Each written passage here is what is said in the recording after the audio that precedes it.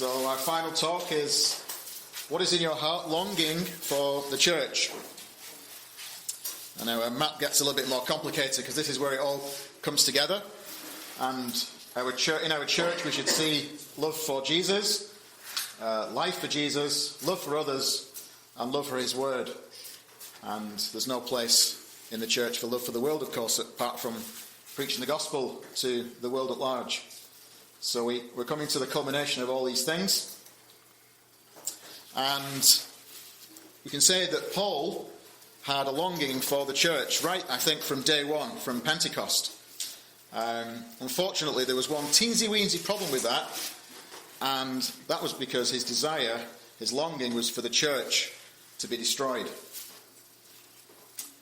says in Acts chapter 3, Saul, as he was called then, was ravaging the church, and entering house after house, he dragged off men and women and committed them to prison. That word ravaging in the ESV is often translated destroy, and the actual thought behind it is of spoiling something or defiling something. So almost humiliating it, making it unclean. And it says that Saul was ravaging the church and he entered house after house. So he was very personal. He went into people's houses and dragged them out. And it says men and women, and he committed them to prison. Now, to be dragged off implies that they weren't willing to go quietly. And we might be surprised about that and think, well, I thought the early disciples were fearless in their faith, and they went to their deaths and to suffering and persecution willingly for Jesus' sake.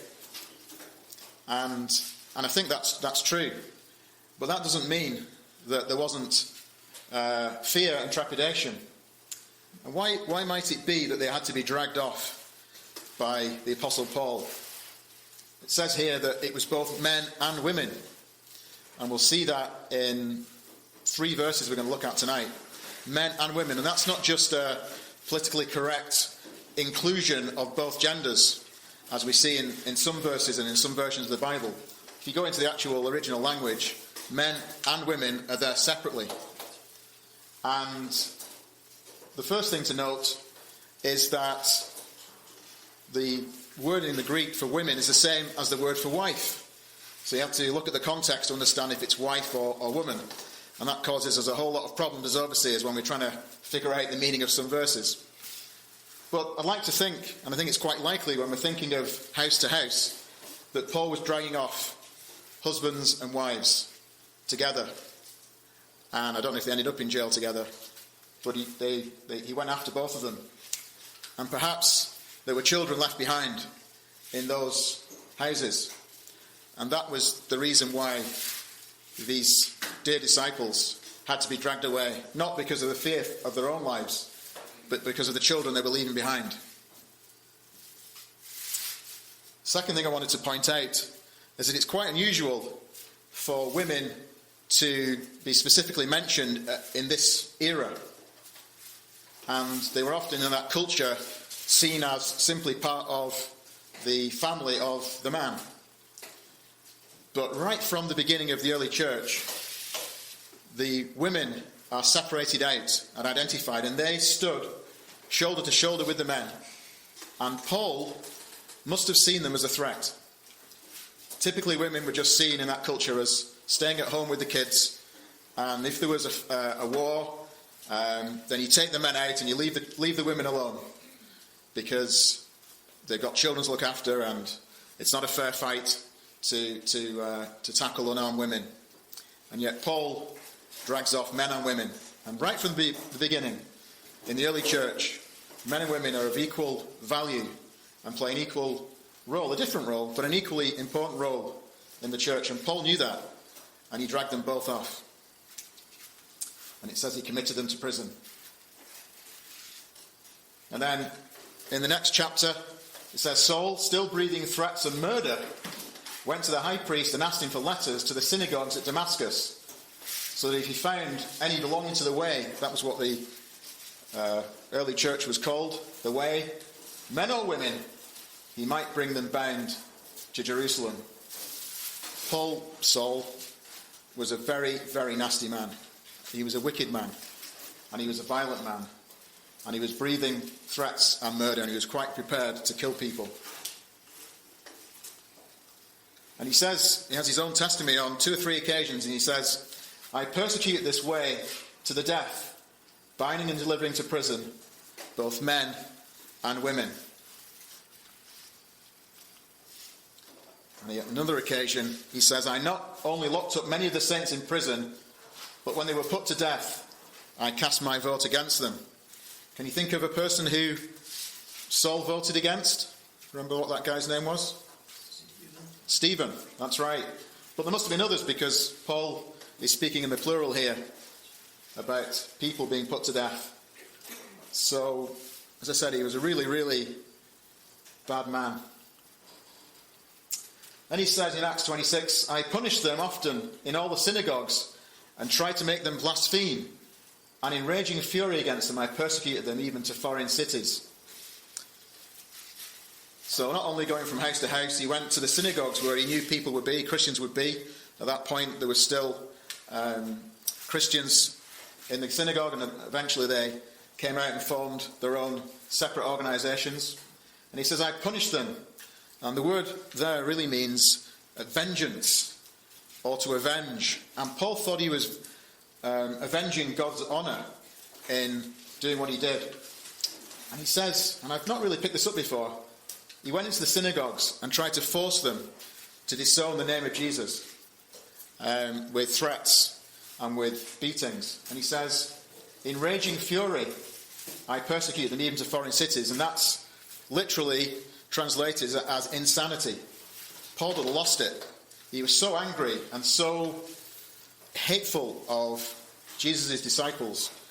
He was prepared to go to foreign cities. And Damascus was 300 kilometres from Jerusalem. And in real money, that's about 200 miles. For those who work on an imperial measurement, 200 miles. And he couldn't have gone by WestJet.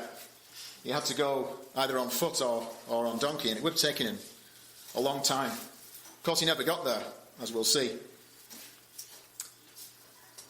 He came to, on the way to Damascus, I don't know how close he got to it, and he went back to Jerusalem eventually, and he had a conversation with Jesus. And Jesus tells him, your testimony is not going to fly in Jerusalem. And Paul says to him, it's like, well, Lord, you know, they do know that in one synagogue after another I imprisoned and beat those who believed in you. So I think he's saying, of course they're not really going to be too happy to listen to my message, because I did some pretty bad stuff to these people. And the word beat there means flog. And the Jewish synagogues had a wonderful way of dealing with reasonably minor transgressions and sins as they saw it, and they would beat you 39 times with a rod. And it was called 40 stripes, because you ended up with stripes on your back, stripes of bruising. They called it 40 less 1 because they didn't want to accidentally give you 41, because that would be too many.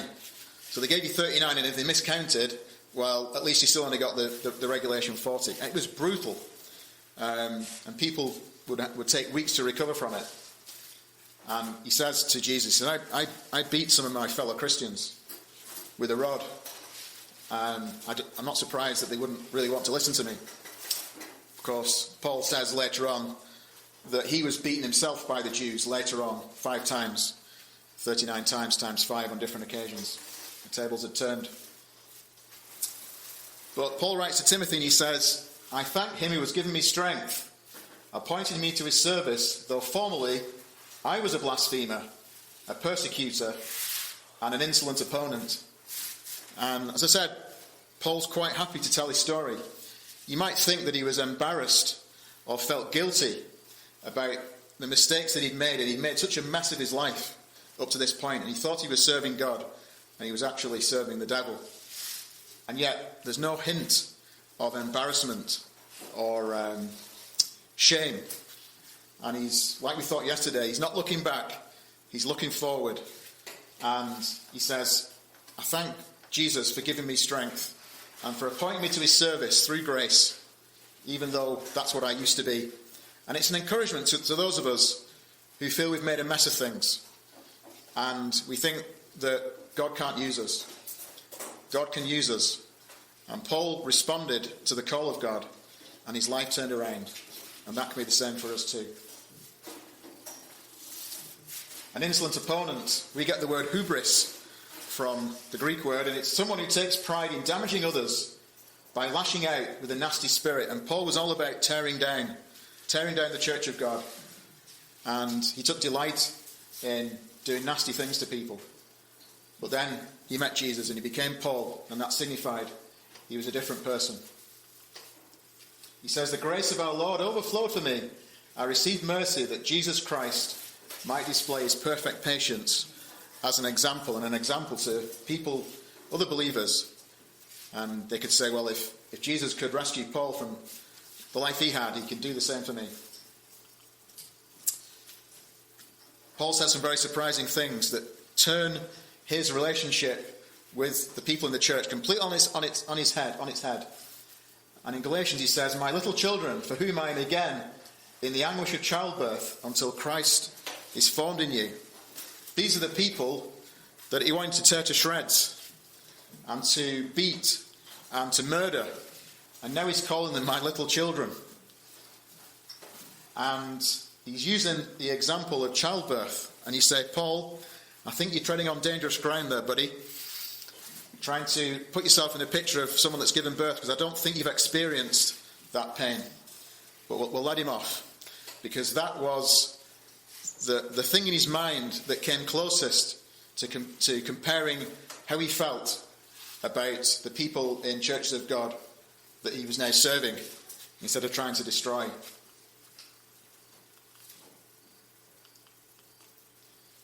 He says something else that's quite strange. He says, "I yearn for you with all the affection of Christ." And that word yearn is the word for a baby wanting its milk.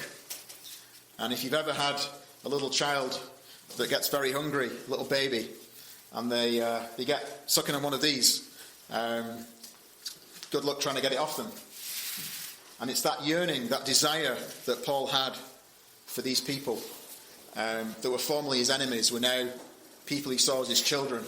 And he yearned, he longed for them in the church. And he said to the church that we were thinking about today, who he cared about deeply, he says, "We pray most earnestly night and day that we may see you face to face and supply what is lacking in your faith." We thought of a church that was praying through the night for Peter. That was an emergency, a clear emergency that called for that. But to Paul, the welfare of the church in Thessalonica was an emergency.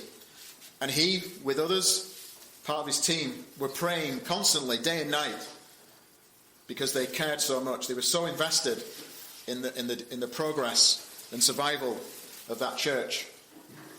And he says, "We want to see you face to face. We're longing to see you." And he was desperate to see them again. And he says that in the letter. And he says, "We want to supply what's lacking in your faith. We want to build you up." It's not that they were failing in any way. It's just that they needed to continue to grow and to add on to what they'd already learned. And he says, "That's what I want to do. I want to see you face to face, so I can teach you more and build you up in your faith." He told the Corinthians, who were always a bit suspicious about Paul's credentials, and he said, "I'm speaking to you with the authority that the Lord has given me for building you up and not tearing down. I used to be about tearing you down, and you might think that what I'm doing now and the harsh words I've got for you and the criticism that's meant to be constructive, you might think that's meant to tear you down. But actually it's supposed to be building you up. That's what Jesus has told me to do, and I've got the authority to do that." The Apostle Jude, in his little letter, says to the readers that they should be building themselves up in their most holy faith. And I wanted to think about 3 ways as a takeaway for this week, for each of us to go away thinking about building up, and not to be like Paul, as Saul as he was. God forbid that we tear things down, but we shouldn't just be neutral, we should be building things up. And Jude says, "Build yourself up in your most holy faith. It's your responsibility to build yourself up in your most holy faith. Through prayer, through the Holy Spirit, through reading God's word. You cannot outsource that to somebody else and say, well, that's their responsibility to teach me and feed me. You need to do that yourself. And I need to do that myself. And it takes time and it takes discipline that we're thinking about in running the race. And then he says to the church again in Thessalonica, he says, encourage one another and build one another up, just as you were doing. He said that this was a model church. They were doing so many things right. And he's saying, encourage one another, help each other, and build one another up. And the thought behind each of these words in these verses is about making a home. Making a home where God and where Jesus can settle down and feel welcome. And that applies to our own hearts, of course, that that's a place where Jesus can feel happy living in the person of the Holy Spirit. And also our churches, and Ben was reminding us about God's house. Churches of God in total, forming God's house, a place where God can dwell and feel comfortable, and we're able to come to him and worship him in that house. And we've got to build one another up so that we become collectively a place where God is happy to live. And then finally he says to the church in Corinth, strive to excel in building up the church. We were thinking about this verse yesterday. And this idea of striving, it's the same word for persecute. And it's the same word, remember that slide with the lion or the tiger chasing the giraffe? It's the same word. Strive, pursue building up the church and to excel in it. So that's not just settling for average. That word means superabundance. So going above and beyond what people might expect. He's saying strive to excel in building up the church. That's something that each of us can do.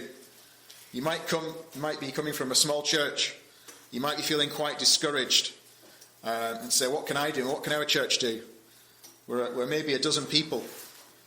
And I want to encourage you to strive to build up the church together. And it's not big things that God's looking for. He's looking for faithfulness in the small things and the constant things. So I'd encourage you to do that and to help each other in building up the church. It's part of the overseer's job, of course. Overseers have lots of jobs. But it's our jobs too. And so I plead with you to strive to build up the church. And if you want to know in practical terms how that can be done, then talk to one of the elders in your church. And they'll be happy to sit down with you and talk about how that can happen. So we come to the end of the week, and we're back to this question again. What is in your heart? What is in your heart? There's lots of things that can be there. There's lots of things that should be there. But hopefully this week, you've been challenged to ask yourself that question. Take that question away with you and let it sink into your brain. And be honest with yourself. And then say, am I happy with that? Am I satisfied with that? Or am I complacent? What can I do to have love for Jesus, to have love for others, to have love for God's word, and to have love and a longing for his church to be built up?